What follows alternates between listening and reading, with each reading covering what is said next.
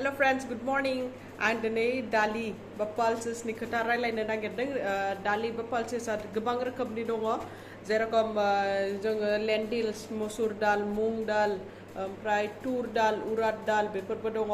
ओमफ्राय chickpeas दङ, काबुली बुट, ओमफ्राय चन्नाबो होनो, ओमफ्राय जोङो बुटबो होनो बर'आव.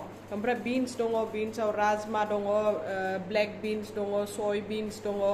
ओमफ्राय मटर दङ, peas dry बाबो ग्रीन मटर बाबो बेफोरबो पल्सेसआवनो काउंट जायो. तो गोबां रोखोमनि दङ, सबायफ्राबो पल्सेसआवनो फैयो. ओमफ्राय जों दालिखौ आलदा आलदा रोखोमनि बानायनानै जाजायो. दालिया जोंनि देहानि थाखाय ओवरअल हेल्थनि थाखाय बिराद मोजां.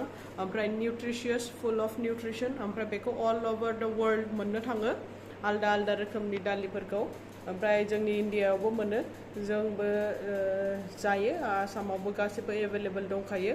तो जों जुदि बेखौ जाबाय थायोबा बेलेन्स न्यूट्रिशन मोनो. ओमफ्राय लोगोसे जोंनि ओवरअल हेल्थखौ मोजाङै लाखियो. फार्स्ट अफ अल जों प्रोटीन मोनो. प्रोटीना हाई, तो जोंनि मासल रिपेयर, बिल्डिं बा माबाफोर रिपेयरिंनि थाखाय नांगौबा देहायाव, तो बेफोराव खामानि होयो.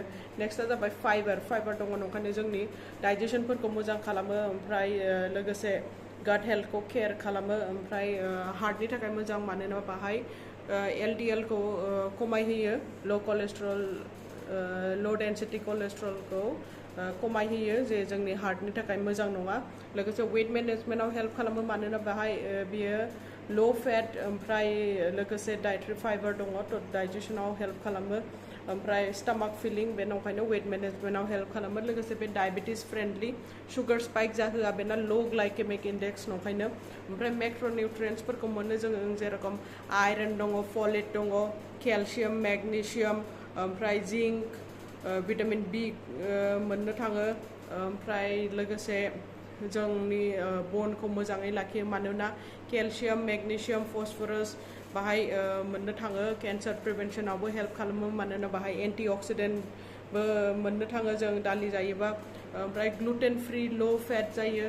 ओमफ्राय बे मोनसे सस्टेनेबल सोर्स, ओवरअल वर्ल्डआवनो बाहायजानाय मोनसे बे दालिफोरा, पल्सेसफ्रा.